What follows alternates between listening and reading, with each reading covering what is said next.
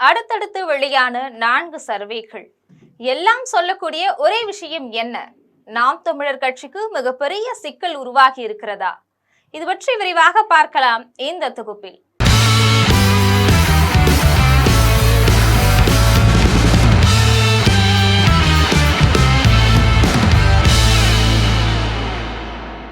தமிழக அரசியல் சதுரங்கத்துல காய்கள் இப்பவே நகர தொடங்கிருச்சு.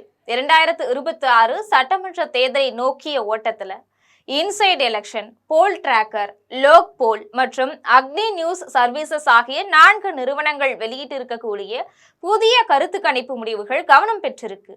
இந்த 4 கணிப்புகளும் நாம் தமிழர் கட்சி மோசமா தோல்வியடையும் அப்படின்னு கணிச்சிருக்கு.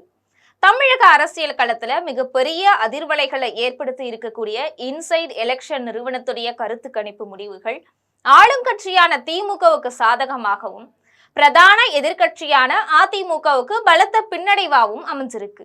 மாநிலம் முழுவதும் இருக்கக்கூடிய 234 தொகுதிகளிலுமே சுமார் 1.63 லட்சம் வாக்காளர்கள் கிட்ட நடத்தப்பட்ட இந்த மெகா ஆய்வின்படி திமுக கூட்டணி 44% வாக்குகளை பெற்று அசைக்க முடியாத சக்தியா உருவெடுத்திருக்கு. இதன் விளைவாக வரக்கூடிய தேர்தலில் 159 165 தொகுதிகளை கைப்பற்றி திமுக மறுபடியும் ஆட்சியை தக்க வைக்கும் அப்படின்னு தெரியுது. இதுக்கு மாறா எடப்பாடி பழனிசாமி தலைமையிலான அதிமுக கூட்டணி வெறும் 33% வாக்குகளை மட்டும் பெற்று 64 70 தொகுதிகளுக்குள்ள சுருங்கும் அப்படின்னு இந்த ஆய்வு எச்சரிக்கை விடுது. குறிப்பா அதிமுகவுடைய கோட்டை அப்படின்னு கருதப்படக்கூடிய மண்டலங்கள்ல கூட அந்த கட்சி ரொம்ப மோசமான தோல்வியை சந்திக்கும் அப்படின்ற கணிப்பு அந்த கட்சி தொண்டர்களிடையவே கலக்கத்தை ஏற்படுத்தி இருக்கு. இன்னொரு பக்கம் தமிழக அரசியல்ல புதிய வரவான நடிகர் விஜயுடைய தமிழக வெற்றி கழகம் முதல் தேர்தலையே குறிப்பிடத்தக்க தாக்கத்தை ஏற்படுத்தும் அப்படின்னு எதிர்பார்க்கப்படுது. சுமார் 18% வாக்குகளை தன்வசம் படுத்தக்கூடிய தாவேக 4-6 தொகுதிகளை கைப்பற்றி சட்டமன்றத்துல தன்னுடைய கணக்க தொடங்கும் அப்படின்னு தெரியுது. தாவேக ஈர்க்கக்கூடிய இந்த 18% வாக்குகள் பெரும்பாலும் அதிமுகவுடைய வாக்கு வங்கியிலிருந்தே பிரியும் அப்படிங்கிறதால அது அதிமுகவுக்கு மிகப்பெரிய இழப்பா மாறி இருக்கு. அதே சமயத்துல சீமான் தலைமையிலான நாம் தமிழர் கட்சிக்கு இந்த முறையும் தொகுதிகள் எதுவுமே கிடைக்காது அப்படின்னு இந்த கணிப்புகள் சொல்லுது.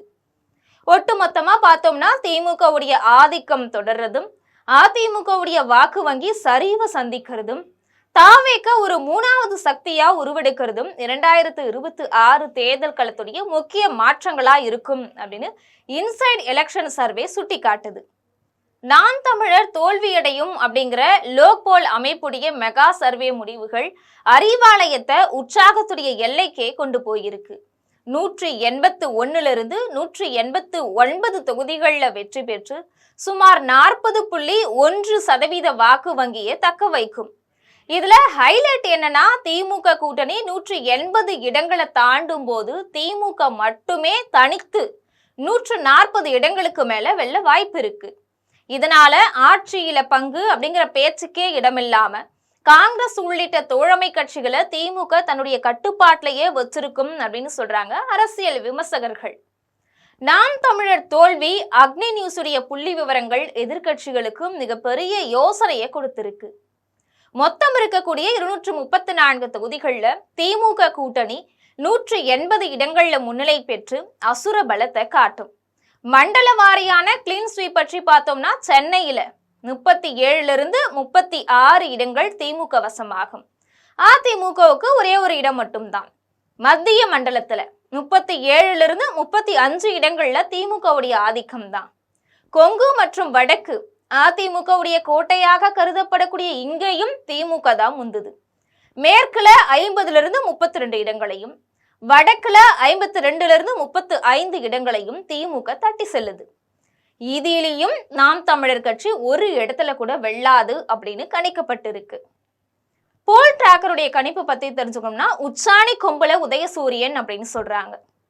போல் டிராக்கருடைய முடிவுகளும் திமுகவுக்கு சாதகமாகவே பஞ்சு வைக்குது. திமுக கூட்டணி 172 178 இடங்களை கைப்பற்றும். 42.7% வாக்கு வங்கியுடன் அசைக்க முடியாத சக்தியா திமுக உருவெடுத்திருக்கு. இது எடப்பாடி பழனிசாமி மற்றும் நடிகர் விஜய் ஆகிய 2 பேருக்குமே ஒரு மிகப்பெரிய சவாலான காலகட்டத்தை தொடங்கி வச்சிருக்கு. நாம் தமிழர் கட்சி ஒரு இடத்துல கூட வெல்லாது அப்படின்னும் இதுல சொல்லப்பட்டிருக்கு. இது போன்ற அரசியல் பின்னணி செய்திகளை உடனுக்குடன் தெரிந்து கொள்ள ஜெம் தொலைக்காட்சியுடன் எப்பொழுதும் தொடர்பில் இருங்கள். நன்றி.